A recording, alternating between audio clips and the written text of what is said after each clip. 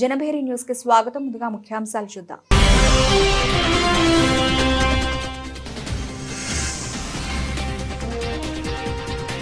కృష్ణానది ఎగువ ప్రాంతాల నుండి భారీ ఎత్తున వరద నీరు దిగువకు విడుదల.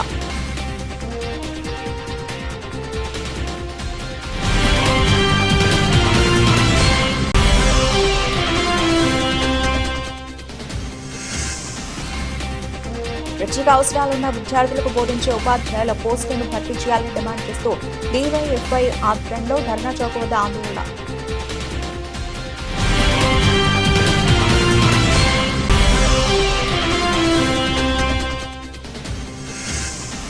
విజయవాడ ఎస్కేటీవీ హిందూ హైస్కూల్ 36 సంవత్సరాలుగా గణిత శాస్త్ర ఉపాధ్యాయులుగా విధులు నిర్వహించిన ఉమ్మడి శెట్టి వెంకటేశ్వరరావు పదవీ విరమణ కార్యక్రమం.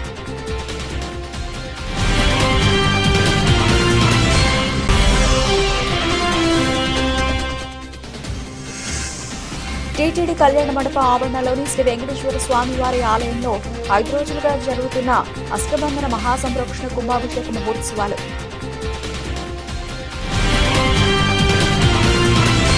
కృష్ణానది ఎగువ ప్రాంతాల నుండి భారీ ఎత్తున వరద నీరు దిగువకు విడుదల చేయడంతో ప్రకాశం బ్యారేజీకి వరద నీరు గంటకు పోటెత్తుతోంది. పులిచింతల ప్రాజెక్టు నుండి దిగువకు సుమారు 3 లక్షల క్యూసెక్ల నీటిని విడుదల చేయడంతో బుధవారం ఆ వరద నీరంతా ప్రకాశం బ్యారేజీకి చేరుకోవడంతో ప్రస్తుతం బ్యారేజీ వద్ద గరిష్ట నీటి మట్టం నమోదైంది. గురువారం ఉదయానికి ప్రకాశం బ్యారేజీకి ఇన్ అవుట్ ఫ్లో 2.55 లక్షల క్యూసెక్లు ఉండగా బ్యారేజీ పూర్తిస్థాయి నీటి సామర్థ్యం 3.07 టీఎంసీలకు చేరుకోవడంతో మిగులు జలాలను బ్యారేజీ 70 గేట్లు ఎత్తి దిగువకు విడుదల చేస్తున్నారు. ఇన్ఫ్లో 2,54,034 క్యూసెక్లు ఉండగా కృష్ణా తూర్పు మెయిన్ కెనాలకు 10,187 క్యూసెక్లు, కృష్ణా పశ్చిమ మెయిన్ కెనాలకు 6,522 క్యూసెక్లు, గుంటూరు కెనాలకు 200 క్యూసెక్ల నీటిని విడుదల చేయడంతో మొత్తం కెనాలకు 16,909 క్యూసెక్లుగా ఉంది. బ్యారేజీకి గరిష్ట నీటి మట్టం 12 అడుగులకు చేరుకోవడంతో మొత్తం బ్యారేజీ 70 గేట్లకు కాను 15 గేట్లు 6 అడుగుల మేర, మిగిలిన 55 గేట్లను 5 అడుగుల మేర ఎత్తి దిగువకు 2,37,125 క్యూసెక్ల నీటిని విడుదల చేస్తున్నారు. ప్రకాశం బ్యారేజ్కి దాదాపు 2.5 లక్షల క్యూసెక్స్ వాటర్ పులిచింతల నుంచి రావడం జరిగింది. దీంట్లో భాగంగా ఈ లోలేయింగ్ ఏరియాస్ అలాగే రైపేరియన్ విలేజెస్ అయితే ఉన్నాయి, రివర్ పక్కన ఉన్న విలేజెస్ అన్నిటికీ అలర్ట్ పెట్టి ఉన్నాము. అన్ని చోట అధికారులు అప్రమత్తంగా ఉన్నారు. ఈవెన్ ఎస్డీఆర్ఎఫ్ టీం కూడా ఎక్కడికక్కడ సంసిద్ధంగా ఉన్నారు.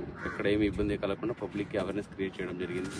ముఖ్యంగా ఈ ఇబ్రాహీంపట్నం ఫెర్రీ పాయింట్ అలాగే పొత్తి సంగమము, చిన్నలంక, పెద్దలంక, సో ఈ ఏరియాలో లో లేయింగ్ ఏరియాస్ ఎక్కువ ఉన్నాయి, గ్రామాలు కూడా ఉన్నాయి. కాబట్టి అక్కడ జాగ్రత్తలు వహిస్తూ అక్కడ ఏదైనా కనెక్షన్ పోయి ఉంటే రోడ్డుకి అక్కడ కావాల్సిన బోట్లు ఏర్పాటు ఇవన్నీ చేయడం జరిగింది. అలాగే ప్రకాశం బ్యారేజ్ దగ్గర దాని కింద కూడాను అన్ని దగ్గర మాన్సూన్ రెస్పాన్స్ టీమ్స్ పెట్టి ఎక్కడికక్కడ పబ్లిక్ అవేర్నెస్ క్రియేట్ చేస్తున్నాము. ఇప్పటివరకు అయితే ఏమి ఇబ్బంది ఎక్కడ లేదు. వచ్చే వాటర్ క్లీన్గా సాఫ్గా అది కిందకి వెళ్ళిపోతూ ఉంది. అన్ని గేట్లు 70 గేట్లు ఓపెన్ చేయడం జరిగింది. దాదాపుగా 1,65,000 ఇప్పుడు వాటర్ సర్ప్లస్ వాటర్ కూడా కిందకి వెళ్ళిపోతుంది కాబట్టి ప్రాబ్లం లేదు. మానిటరింగ్ ప్రతి సో ఈరోజు ఈవినింగ్ కల్లా మ్యాక్సిమం 3 lakhs క్యూసెక్స్ కూడా వాటర్ వచ్చే అంచనా ఉంది. దానికి తగ్గట్టుగా మనం తయారీ కూడా ఉంది కాబట్టి ప్రజలు భయపడాల్సిన అవసరం లేదు. కానీ అప్రమత్తంగా ఉండండి. ఎక్కడైతే ఫెర్రీలు, ఘాట్లు అలాగే రివర్ ఏరియాలో నీళ్ళకి దిగకండి. అలాగే పిల్లల్ని, పశువుల్ని కూడా ఎక్కడ నీళ్ళ దగ్గరికి వెళ్ళనివ్వకండి. కొంచెం ఈ 2 days అప్రమత్తంగా ఉండండి ఈ సందర్భంగా కోరుతున్నాను. ప్రత్యేక అవసరాలు ఉన్న విద్యార్థులకు బోధించేందుకు అవసరమైన ఉపాధ్యాయుల నియామకాలు చేపట్టాలని డీవైఎఫ్ఐ రాష్ట్ర కార్యదర్శి జి రామన్న డిమాండ్ చేశారు. ఇందుకోసం స్పెషల్ డిఎస్సీ నోటిఫికేషన్ విడుదల చేయాలని ఆయన కోరారు. సుప్రీంకోర్టు ఆదేశాలకు అనుగుణంగా కేబినెట్ ఈ పోస్టులకు ఆమోదం తెలిపినప్పటికీ నోటిఫికేషన్ విడుదల కాకపోవడం శోచనీయమన్నారు. డీవైఎఫ్ఐ ప్రత్యేక అవసరాలు ఉన్న విద్యార్థులకు బోధించే ఉపాధ్యాయుల పోస్టులను భర్తీ చేయాలని డిమాండ్ చేస్తూ డీవైఎఫ్ఐ ఆధ్వర్యంలో ధర్నా చౌక్ వద్ద ఆందోళన నిర్వహించారు. ఈ ఆందోళనకు డీవైఎఫ్ఐ రాష్ట్ర కార్యదర్శి జి రామన్న నేతృత్వం వహించారు. ఈ సందర్భంగా ఆయన మాట్లాడుతూ ప్రత్యేక అవసరాలు ఉన్న విద్యార్థులకు బోధించేందుకు అవసరమైన 2,260 మంది ఉపాధ్యాయుల రిక్రూట్మెంట్ కు కేబినెట్ లో ఆమోదముద్ర వేశారని, కానీ ఇప్పటి వరకు నోటిఫికేషన్ విడుదల చేయలేదన్నారు. తక్షణమే స్పెషల్ డిఎస్సీ నోటిఫికేషన్ విడుదల చేసి ఈ పోస్టులను నేరుగా భర్తీ చేయాలని డిమాండ్ చేశారు. అభ్యర్థులు మాట్లాడుతూ రాష్ట్ర వ్యాప్తంగా 86,000 మంది ప్రత్యేక అవసరాలు ఉన్న విద్యార్థులు ఉన్నారని, ప్రతి 10 మందికి ఒకటి చొప్పున 8,000 మందికి పైగా ఉపాధ్యాయులు అవసరం ఉంటుందన్నారు.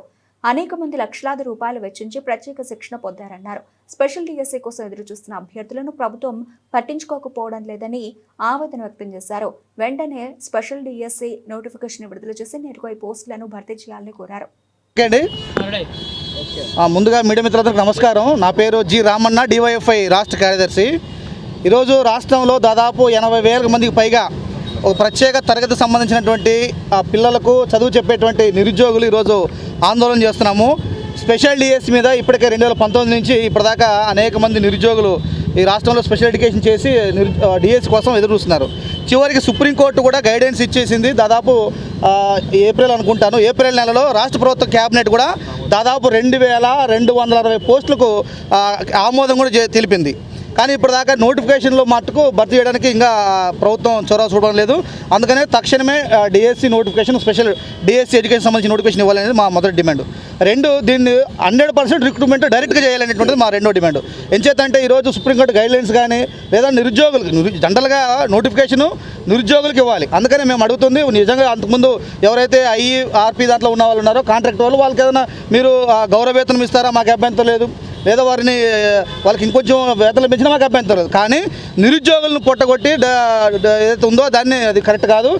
అన్నిటి పోస్ట్ అన్నిటి కూడా డైరెక్ట్ రిక్రూట్మెంట్ 100% చేయాలనేటువంటిది మా రెండో డిమాండు. అట్లాగే గతంలో ఏదైతే వయోపరిమితి ఉందో పాత ఏజ్, దాని ప్రకారమే ఈరోజు ఆ వయోపరిమితి సడలింపు ఇవ్వాలి. గతంలో ఎలా తీసుకున్నారో ఆ పద్ధతిలోనే తీసుకోవాలనేటువంటిది మా మూడో డిమాండు. ఈ డిమాండ్ల మీద ఈరోజు రాష్ట్ర ప్రభుత్వానికి మేము తెలియజేస్తున్నాం, శాంతియుతంగా ఆందోళన చేస్తున్నాం.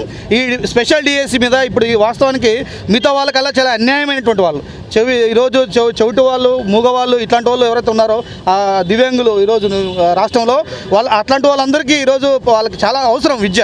అందుకని ఈ నేపథ్యంలో వాళ్ళకి విద్య అవసరం అంటే ఈ పోస్టు భర్తీ చేయాలా, ఈ పోస్టులను భర్తీ చేసి ఆ రకంగా వాళ్ళకి అలాట్ చేయాల్సిన అవసరం ఉంది.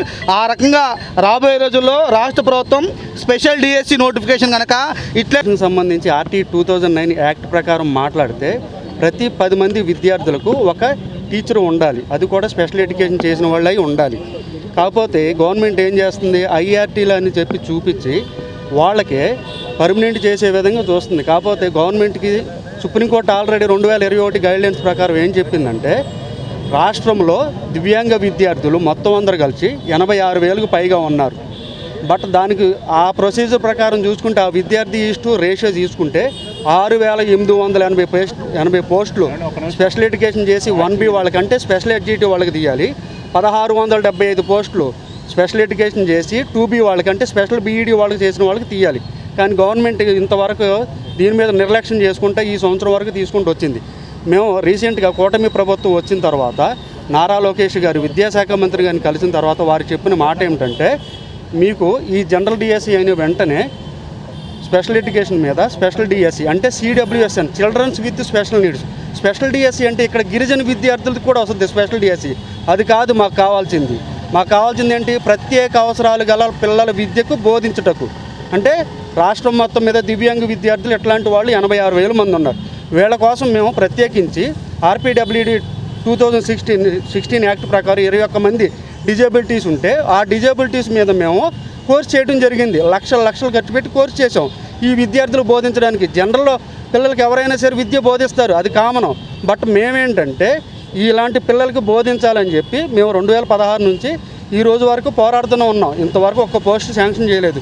కాకపోతే సుప్రీంకోర్టు తరపు నుంచి 2,260 పోస్టులు క్యాబినెట్లో 2025 ఏప్రిల్లో ఆమోదం తెలపడం జరిగింది.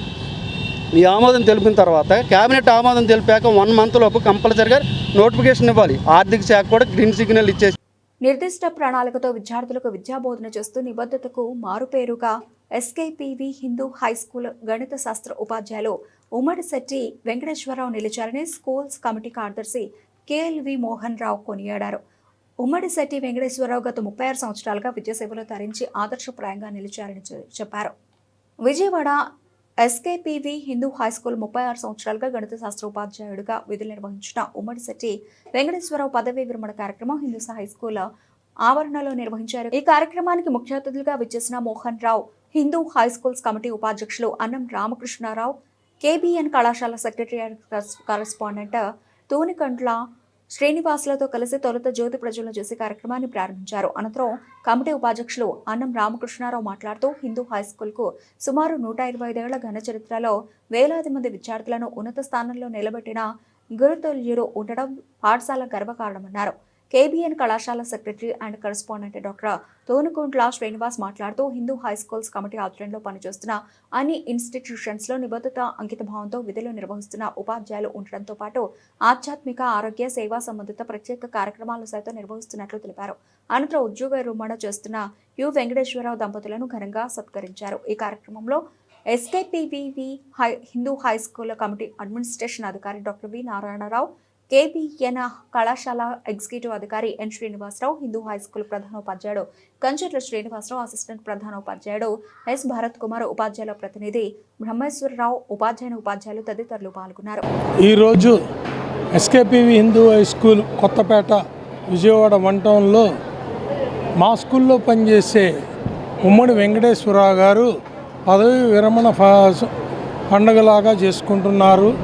దాదాపుగా 400-300 మధ్యలో వాళ్ళ ఆత్మీయులు, మేనేజ్మెంట్ కమిటీ, అట్లాగే స్నేహితులు, బంధువులు, స్టూడెంట్స్, స్టాఫ్ అందరూ కూడా ఈ ఫంక్షన్కి విచ్చేసి ఉన్నారు. ఆయన 36 సంవత్సరాలు అయింది ఈ స్కూల్లో జాయిన్ అయ్యి. నిర్విరామంగా ఎక్కడ వ్యతిరేక భావం లేకుండా చక్కటి విద్యా బోధన చేస్తూ ఆయన 6వ తరగతి నుండి 10వ తరగతి వరకు పిల్లల్ని తీర్చిదిద్దడంలో ఆయనే సాటి. వాళ్ళ 2 కుమారులను కూడా బాగా చదువులో ఉత్తీర్ణులు చేసి, ఒకళ్ళు వచ్చేటప్పటికి ఇండస్ట్రీ, ఒకళ్ళు అమెరికాలో జాబ్ సాఫ్ట్వేరు, ఈ విధంగా స్టాండ్ చేశారు. వాళ్ళ సతీమణిని కూడా ఉపాధ్యాయుని వృత్తిలోనే ఉన్నది. ఈయన తెల్లవారుజామున 2:30 నిద్రలేసి కృష్ణానదిలో స్నానం చేసి సాధనలు చేసి ప్రతిరోజు నిత్యం అమ్మవారి గుడికి వెళ్ళి ఇంటికి వచ్చి మళ్ళీ డ్యూటీకి 9 వస్తారు. ఈయన పనితనంలో ఎక్కడ ఏ ఇబ్బంది మాకైతే ఇబ్బంది లేకుండా, మేనేజ్మెంట్కి కానీ డిపార్ట్మెంట్కి కానీ ఏ ఇబ్బంది లేకుండా సజావుగా సాగించుకుంటూ ఈ పదవిని చక్కగా ఉత్తీర్ణులు చేశారు. ఈ రోజుతో ఆయన పదవీ కాలం తీరిపోయింది. ఎవరైనా ఎప్పుడో అప్పుడు ఆ పదవి నుండి పక్కకు తప్పుకోవాల్సిందే. ఒకళ్ళకి ఈరోజు వస్తుంది, మరొకళ్ళకి రేపు వస్తుంది, అంతేగాని దానికి బాధపడి ఉపయోగం లేదు. ప్రతి టీచర్ని కూడా మేము పదవి విరమణ అయిన తర్వాత కూడా స్కూల్కి రమ్మని చెప్తున్నాము. అలాగే ఈయనకి కూడా చెప్పి ఉన్నాము. సంతోషదాయకంగా మేనేజ్మెంట్ ఆయనకి సహకరిస్తుంది. మా ఎస్కేపీవి హిందూ హై స్కూల్ కమిటీలో గత 36 సంవత్సరాలుగా పనిచేస్తున్నారు. 1907లో ఈ SKPV Hindu high school institutions start చేయడం జరిగింది. అప్పటి నుంచి కూడా ఇప్పుడు దాకా రకరకాల ఇన్స్టిట్యూషన్స్తో ఇవాళ దేదీప్యమానంగా జరుగుతుంది. దానికి ముఖ్య కారణం ఏంటంటే మాకు ఇటువంటి కమిటెడ్ స్టాఫ్ ఉంటాం. ఇవాళ ఆయన ఏజ్ రూపేణా ఆయన్ని రిటైర్ చేస్తున్నారు, కానీ ఆయన ఇంకా సర్వీస్ ఇవ్వగలిగే శక్తి ఉన్న వ్యక్తి. అటువంటి వాళ్ళు ఖచ్చితంగా సొసైటీకి ఎంతో ఉపయోగపడతారు. అటువంటి వాళ్ళ సేవలు ఖచ్చితంగా మేము ముందు కూడా ఇంకా తీసుకుంటామని చెప్తూ సెలవు తీసుకున్నాం. స్కూల్స్ కమిటీకి ఉపాధ్యక్షుడిని ఈ ఉమ్మడి శెట్టి వెంకటేశ్వరరావు గారు అనే ఆయన మా పాఠశాలలో 36 సంవత్సరాల నుంచి ఎనలేని సేవ చేస్తూ విద్యార్థులకు క్రమశిక్షణతో విద్యాబుద్ధులు నేర్పిస్తూ ఒక చదువులే కాకుండా సంస్కారంతో సహా నేర్పిస్తున్నారు. అదేవిధంగా ఆయన ఇండివిజువల్గా చూసినా కూడా గిన్నీస్ బుక్ ఆఫ్ వరల్డ్ రికార్డులో పడవల మీద ఈయన యోగ సాధన చేస్తూ సాధించారు. మా కమిటీలో గిన్నీస్ బుక్ ఆఫ్ వరల్డ్ రికార్డులో టీచర్స్లో వెళ్ళడం అనేది ఇదే ప్రప్రథమం. ఇది మాకు ఒక రకంగా గర్వకారణం. ఆయన సర్వీసులు ఉత్తరోత్తర కూడా మా పాఠశాలకు ఉపయోగపడాలని, ఆయన ఆరోగ్య ఐశ్వర్యాలతోటి కలకాలం బాగుండాలని కోరుకుంటున్నాను. మ్యాజిక్ ద్వారా డబ్బులు సృష్టించడం సాధ్యం కాదని సీనియర్ మెజిషియన్ క్రాంతికార అన్నారు. కొంతమంది మోసగాళ్లు ₹1,00,000 ఇస్తే కోట్లాది రూపాయలు వర్షంగా కురిపిస్తామంటూ భారీష్ గోరు పేరుతో మోసాలు చేస్తున్నారన్నారు. మరికొందరు రైస్ పూలింగ్ పేరుతో పురాతన నాణాలు, వస్తువులు వంటి వాటిని చూపించి కోట్ల రూపాయల ధర పలుకుతుందంటూ అమాయకులను మోసం చేసి డబ్బులు దండుకుంటున్నారన్నారు. గుప్తనిధుల పేరుతో మరికొందరు మోసాలకు పాల్పడుతున్నారని చెప్పారు. ఇటువంటి మోసాలను ప్రజల వారు నమ్మొద్దని క్రాంతికారు సూచించారు. బురిడి బాబాలు, కొంతమంది మోసగాళ్లు మిరాకిల్ క్రైమ్ పేరుతో ఏ విధంగా మోసాలకు పాల్పడుతున్నారనే విషయాన్ని గాంధీనగర్ ప్రెస్ క్లబ్లో జరిగిన విలేకరుల సమావేశంలో సీనియర్ మెజిషియన్ క్రాంతికార్ వివరించారు. ఈ సందర్భంగా క్రాంతికార్ మాట్లాడుతూ మోసాలు చేసేందుకు కొందరు మోసగాళ్లు మ్యాజిక్ చేసే మెజిషియన్లను ఎంచుకొని వారి చేత మోసాలు చేయించి ఎక్కువ డబ్బులు దండుకుంటున్నారని చెప్పారు. తాము చేసేది మోసం అని తెలియక అనేక మంది మెజిషియన్లు కేటుగాళ్ల బారిన పడి ఇబ్బందులు పడుతున్నారని చెప్పారు. అదే తరహాలో తన దగ్గర శిష్యరిక నేర్చుకున్న సుధాకర్ అనే వ్యక్తి మోసగాళ్ల బారిన పడి తాను చేసేది తప్పు అని తెలియక కొంతమంది ప్రజలు ఇబ్బందులు పెట్టారని క్రాంతికార్ వివరించారు. తాను చేసిన తప్పును తెలుసుకుని క్రాంతికార్ పోలీసులకు లొంగిపోయేందుకు సిద్ధంగా ఉన్నాడని, పోలీసులు న్యాయస్థానాల శిక్షల తర్వాత సుధాకర్కు మంచి ఉపాధి మార్గాన్ని తామంతా కల్పించేందుకు సిద్ధంగా ఉన్నామని చెప్పారు. సుధాకర్ చెప్పే విషయాలు గమనించి మిరాకిల్ క్రైమ్కు పాల్పడుతున్న ముఠాలను పోలీసు శాఖ గుర్తించాలన్నారు. పోలీస్ శాఖలో సైబర్ క్రైమ్ తరహాలో మిరాకిల్ క్రైమ్ విభాగాన్ని ఏర్పాటు చేయాలన్నారు. ఈ మేరకు రాష్ట్ర ముఖ్యమంత్రి, హోంమంత్రులను కలిసి మెజిషియన్ల అసోసియేషన్ పక్షాన తాను వినతి పత్రాన్ని ఇవ్వనున్నట్లు క్రాంతికార్ వివరించారు. డబ్బు ఆశ చూపించి కొంతమంది మోసగాళ్లు ఏ విధంగా మ్యాజిక్తో మోసాలు చేస్తారో ఈ విలేకరుల సమావేశంలో భాగంగా క్రాంతికార్ సుధాకర్ చూపించారు. క్రాంతికార్ మెజిషియన్, సీనియర్ మెజిషియన్, 71 ఏళ్ల వయసులో 45 ఏళ్ల మ్యాజిక్ అనుభవంతో సొసైటీలో అత్యాశకు పోయి చాలామంది ప్రజలు మోసగాళ్ల బారిన పడుతున్నారు.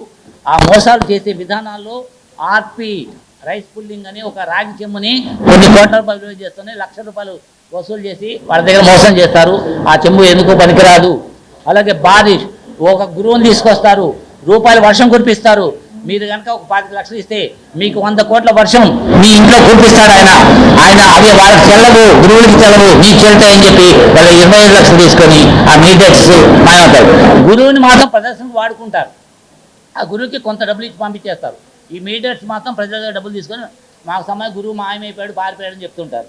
ఇలాగా గుప్త నిధులు మీ లోపల, మీ ఇంట్లోనో మీ పొలంలోనో కొన్ని కోట్ల రూపాయలు విలువైన బంగారం ఉంది అని గురువు వచ్చి అక్కడ నిమ్మకాయలు లేపి చూపిస్తాడు. నీకు అక్కడ నిమ్మకాయలు లేపేది కూడా అక్కడ పెట్టాను, యాక్చువల్గా మీకు చేయలేదు, ఇప్పుడు వెళ్ళే ముందు చూపిస్తాను. నిమ్మకాయ ఎలా గాల్లో తేలుద్ది అది కూడా చూడండి. ఓకే, అలాగా నిమ్మకాయలు వేస్తే అక్కడ లోపల నిధులు ఉన్నాయని చెప్తారు. గురువు వెళ్ళిపోతాడు. వీరు తవ్వడం కోసం 8 మంది గురువులు రావాలి, అష్టదిగ్బంధం చేయాలి, ఒక్కొక్కరికి 5 లక్షలు ఇవ్వాలని 40 లక్షలు, వీళ్ళు మీడియేటర్లకు 10 లక్షలు. సామాజిక ఆస్తుల్ని, ప్రకృతి వనరుల్ని కార్పొరేట్లకు దోచిపెడితే చూస్తూ ఊరుకునే ప్రసక్తే లేదని ప్రజా సంఘాల నేతలు స్పష్టం చేశారు. పాత బస్ స్టేషన్ స్థలాన్ని ఉపాధి కల్పన పేరిట లూలు మాల్కు అప్పగించడాన్ని వారు తప్పుపట్టారు. ప్రభుత్వం తక్షణమే నిర్ణయాన్ని విరమించుకోవాలని డిమాండ్ చేశారు. లేని పక్షంలో ప్రజాగ్రహాన్ని చవిచూడక తప్పదని కూటమి ప్రభుత్వాన్ని వారు హెచ్చరించారు. పౌరవేదిక ఆధ్వర్యంలో విజయవాడ బస్టాండ్ ఆర్టీసీ స్థలాన్ని లూలు కంపెనీకి కట్టబెట్టడాన్ని వ్యతిరేకిస్తూ బందర్ రోడ్లోని బాల ఉత్సవ భవన్లో రౌండ్ టేబుల్ సమావేశాన్ని నిర్వహించారు. ఈ సమావేశంలో ఆర్టీసీలోని వివిధ సంఘాల నాయకులు, పెన్షనర్స్ అసోసియేషన్ నాయకులు, వ్యాపార సంస్థల నాయకులు, న్యాయవాదులు, వివిధ పౌర సంఘాల నాయకులు పాల్గొన్నారు. ఈ సందర్భంగా మాజీ mayor doctor Jandhyala Shankar, senior న్యాయవాది శంకర రాజేంద్ర ప్రసాద్, పౌరవేదిక ప్రతినిధి సిహెచ్ బాబురావు తదితరులు మాట్లాడుతూ ఇది కేవలం ఆర్టీసీ సమస్య కాదని, ప్రజలందరి సమస్య అని అన్నారు. సామాజిక ఆస్తులను, ప్రకృతి వనరులను దోచుకోవడమే పనిగా కూటమి ప్రభుత్వం పెట్టుకుందని ధ్వజమెత్తారు. దేశాలు తిరుగుతూ తమ ఆస్తులను దోచుకుపోమని కార్పొరేటర్లకు ఆహ్వానం పలుకుతున్నారంటూ ఆగ్రహం వ్యక్తం చేశారు. గీత దాటుతున్న కూటమి ప్రభుత్వాన్ని అదుపులో పెట్టాల్సిన అవసరం ఉందన్నారు. తాము అభివృద్ధికి వ్యతిరేకులం కాదని, అయితే కోట్ల విలువైన ప్రభుత్వ స్థలాలను కారు చౌకగా కట్టబెట్టడాన్ని ప్రశ్నిస్తున్నామన్నారు. ఉద్యోగాల కల్పన పేరిట ఇలాంటి చర్యలకు పాల్పడడం సరికాదన్నారు.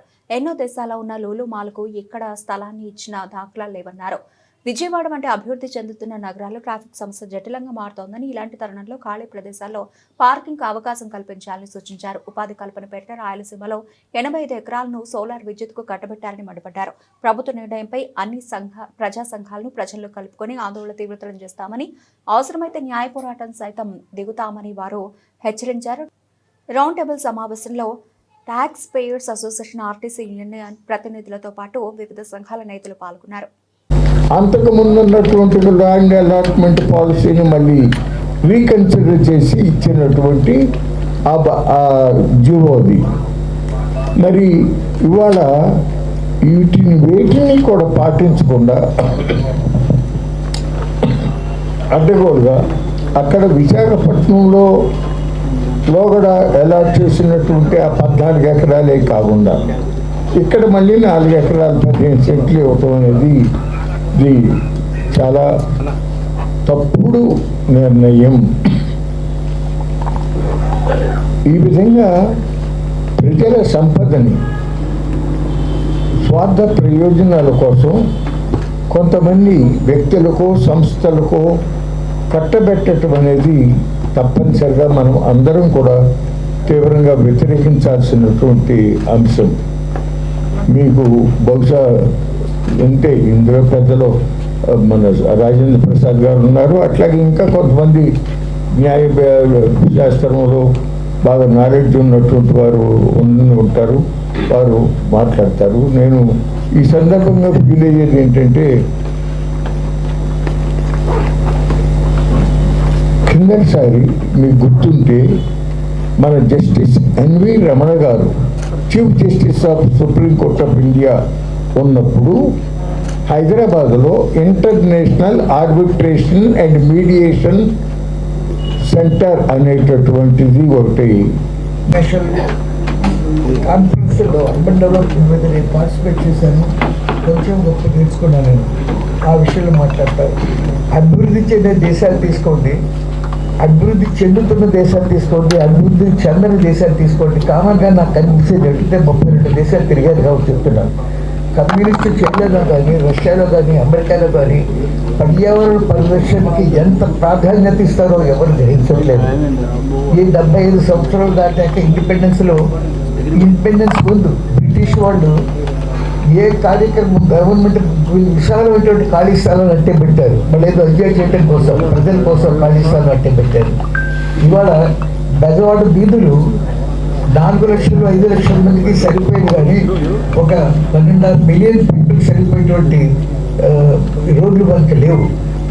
అది కాకుండా ముఖ్యంగా అమెరికా దేశాలు నేను చూశాను కాబట్టి చెప్తున్నాను, ఎంత స్ట్రిక్ట్గా ఒక రోడ్డు వెళ్తే ఎంత ఉంది, ఆ రోడ్లో ఎంత ట్రాఫిక్ నిర్ధారించగలదు అనేది దృష్టిలో పెట్టుకొని నెంబర్ ఆఫ్ ఫ్లోర్స్ కానీ, బిల్డింగ్స్ కన్స్ట్రక్షన్ కానీ పర్మిషన్ ఇవ్వదు. అంతేకాకుండా ఒక స్క్వేర్ కిలోమీటర్ దూరంలో ఎంత. ఈ రోజున ప్రభుత్వం ఆర్టీసీ బస్టాండ్ని లూలు సంస్థకి ఇస్తామనేటువంటి నిర్ణయం పెద్ద ఆశ్చర్యంగా కలిగించేదేం కాదు. మనకు రాష్ట్రంలో జరుగుతున్నటువంటి పరిస్థితులను మనం ఒకసారి పరిశీలించినట్లయితే, అభివృద్ధి పేరుతో జరుగుతున్నటువంటి దందాన్ని కనుక ఒకసారి మనం పరిశీలించినట్లయితే, కొన్ని లక్షల ఎకరాల పంట పొలాలని ప్రైవేట్ వ్యక్తులకి, కార్పొరేట్ శక్తులకి కట్టబెట్టే ప్రయత్నాలు చేస్తూ ఉన్నారు.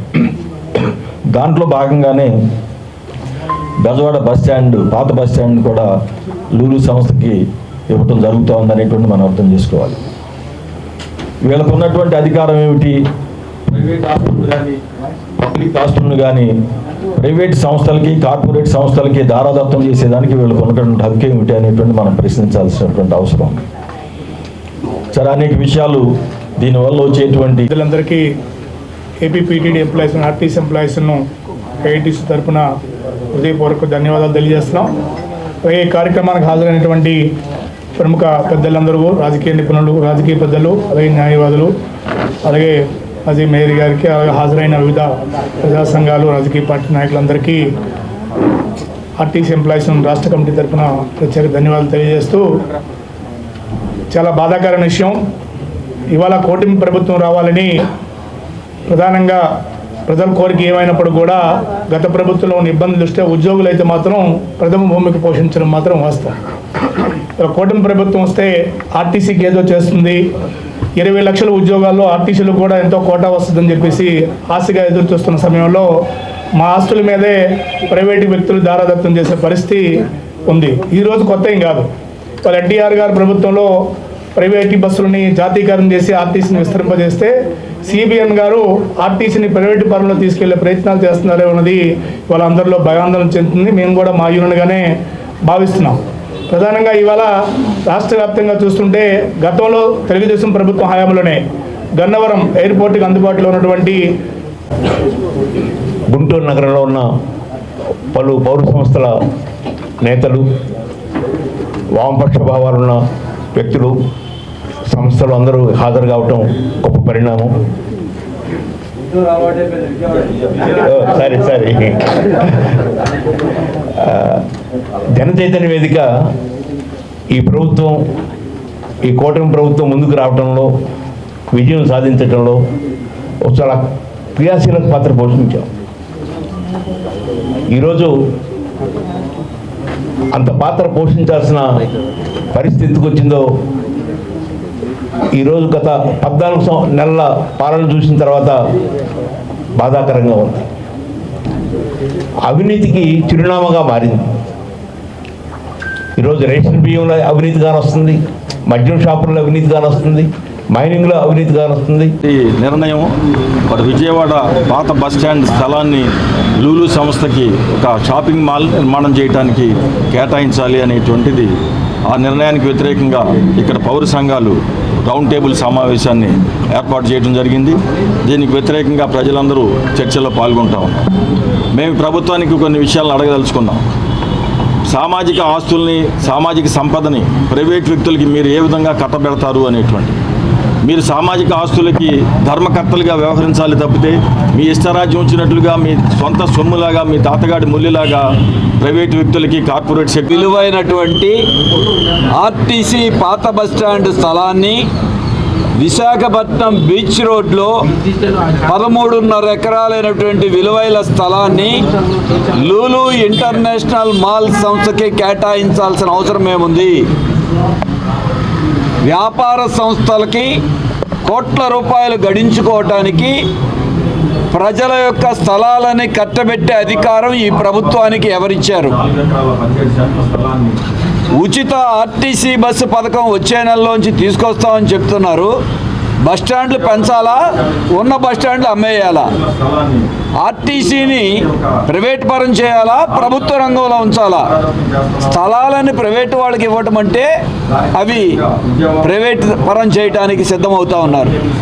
దానికి తోడు ఇప్పటికే వ్యాపారాలు లేవు. చిన్న మధ్యతరగతి వ్యాపారాలన్నీ దెబ్బతినిపోతున్నాయి. డీమార్టు, వాల్మార్టు, రిలయన్స్, మెట్రో లాంటివి వచ్చి రేపు ఈ లూలు మాల్ కూడా పెడితే ఇక విజయవాడలో ఉన్నటువంటి అన్ని వ్యాపారాలు మూతేసుకోవాల్సిందే. అంటే మీకు స్థానికంగా రాష్ట్రంలో ఉన్న వ్యాపారులు కావాలా, దుబాయ్లో ఉన్న? టీటీడీ కళ్యాణ మండపం ఆవరణలోని శ్రీ వెంకటేశ్వర స్వామివారి ఆలయంలో 5 రోజులుగా జరుగుతున్న అష్టబంధన మహాసంప్రోక్షణ కుంభాభిషేక మహోత్సవాలు వైభవంగా ముగిశాయి. ముగింపును పురస్కరించుకుని పూర్ణాహుతి కార్యక్రమాన్ని కన్నుల పండుగ నిర్వహించారు. ఋత్వికుల వేద మంత్రోచ్చారణలో, మంగళ వాయిద్యాల నడుమ నయన మనోహరంగా సాగిన కుంభాభిషేక మహోత్సవాలు, పూర్ణాహుతి కార్యక్రమాలను తిలకించిన భక్తజనం పరవశించారు. పున్నమతోటలోని టీటీడీ కళ్యాణ మండపం ఆవరణలో వేంచేసి ఉన్న శ్రీ వెంకటేశ్వర స్వామివారి ఆలయాన్ని నిర్మించి 12 సంవత్సరాలు పూర్తయిన సందర్భంగా పురస్కరించుకుని అష్టబంధన మహాసంప్రోక్షణ కుంభాభిషేక మహోత్సవాలు నిర్వహించారు. పాంచాహ్నిక దీక్షతో చేపట్టిన ఉత్సవాల్లో భాగంగా 5 రోజుల పాటు స్వామి అమ్మవార్లకు వైదిక కార్యక్రమాలను శాస్త్రోక్తంగా నిర్వహించారు. ఈ ఉత్సవాలు ఆఖరి రోజున మహాకుంభాభిషేక, మహాపూర్ణాహుతి కార్యక్రమాలను శాస్త్రానుసారం నిర్వహించారు. కుంభాత్, బింబ సమారోహణం, కళవాహనం, ప్రథమ కాలార్చన, మహాసంప్రోక్షణ, అక్షతారోహణ, బ్రహ్మఘోష వంటి వైదిక కార్యక్రమాలు ఋత్వికులు శాస్త్రోక్తంగా జరిపించారు. వేద పండితుల మంత్రోచ్చారణలో, మంగళ వాయిద్యాల నడుమ మహాపూర్ణాహుతి కన్నుల పండుగ సాగింది. ఈ సందర్భంగా టీటీడీ సూపరింటెండెంట్ ఎం మల్లికార్జున మాట్లాడుతూ, స్వామివారి ఆలయాన్ని స్థాపించి 12 ఏళ్లు పూర్తయిన సందర్భంగా పురస్కరించుకుని అష్టబంధన మహాసంప్రోక్షణ కుంభాభిషేక మహోత్సవాలను నిర్వహించామని తెలిపారు. 5 రోజుల పాటు విశేష పూజలు, హోమాలు భక్తి శ్రద్ధలతో జరిపించామని వివరించారు. మహాకుంభాభిషేక, మహాపూర్ణాహుతి అనంతరం భక్తులకు అన్నప్రసాద వితరణ చేసినట్లు ఆయన వివరించారు. ఈ కార్యక్రమంలో టీటీడీ అధికారులు, వేద పండితులు, గోవింద సేవా సమితి భక్తులు పాల్గొన్నారు. తిరుమల తిరుపతి దేవస్థానం ఆధ్వర్యంలో అనుబంధ ఆలయమైన శ్రీ వెంకటేశ్వర స్వామి ఆలయం పున్నమ్మ తోటలో వెలిసి ఇప్పటికీ ఈ రోజుకి 12 సంవత్సరాలు పూర్తి చేసుకున్న శుభ సందర్భంలో ప్రతి 12 సంవత్సరాలకు ఒకసారి టీటీడీ ఆనవాయితీ ప్రకారము సంప్రోక్షణ కార్యక్రమం చేపట్టదలుచుకున్నారు. ఈ సందర్భంగా ఆగమ అడ్వైజరు పెద్దల నిర్ణయంతో ఈ నెల 26 నుంచి అంకురార్పణ చేసి ఈ 31వ తారీఖున మహాసంప్రోక్షణతో ఈ ఆలయ అష్టబంధన కార్యక్రమాలు, తదితర పూజలు ప్రతిరోజు ప్రతినిత్యం ఉదయం, సాయంత్రం హోమాలు జరిగాయి. ఈరోజు మహాకుంభాభిషేకం జరుగుతుంది. జరిగి శాంతి హోమంతో పూర్తి అవుతుంది. ఇవాళ 11:24 నుంచి 12:25 శుభముహూర్తంలో స్వామి తిరిగి భక్తులకు పునర్దర్శనాన్ని ఇస్తారు. ఓం నమో వెంకటేశాయ. 30 నిమిషాల నుంచి మహా అన్న ప్రసాదం వితరణ జరుగుతుంది. భక్తులందరూ దీన్ని సద్వినియోగం చేసుకోవాలని మనవి. బులెటిన్ ముగించే ముందు హెడ్లైన్స్ మరోసారి.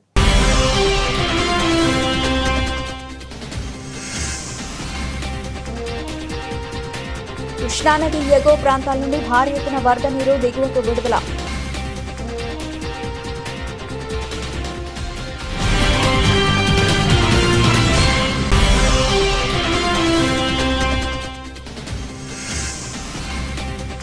ప్రత్యేక అవసరాలున్న విద్యార్థులకు బోధించే ఉపాధ్యాయుల పోస్టులను భర్తీ చేయాలని డిమాండ్ చేస్తూ DYFI ఆధ్వర్యంలో ధర్నా చౌక్ వద్ద ఆందోళన.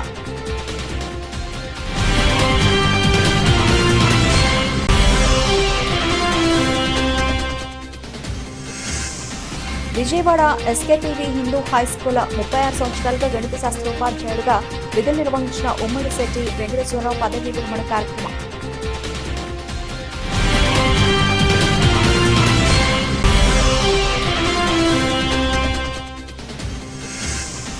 టీటీడీ కళ్యాణ మండప ఆవరణలోని శ్రీ వెంకటేశ్వర స్వామి వారి ఆలయంలో 5 రోజులుగా జరుగుతున్న అష్టబంధన మహాసంప్రోక్షణ కుంభాభిషేక మహోత్సవాలు.